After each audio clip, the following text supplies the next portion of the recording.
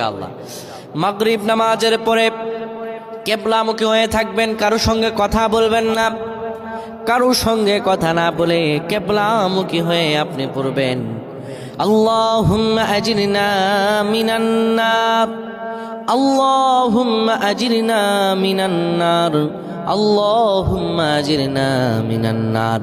যদি এটি আপনি মাগরিব নামাজের পরে কারো সঙ্গে কথা না বলে পড়ে 7 বার পরে দুটি হাত তুলে আল্লাহর কাছে দোয়া করেন, আল্লাহ জাহান্নামের আগুন থেকেও বাঁচাবেন এবং আল্লাহ আপনার সব দোয়াগুলো কবুল আর মঞ্জুর করে নেবেন। আল্লাহুম্মা আমিন।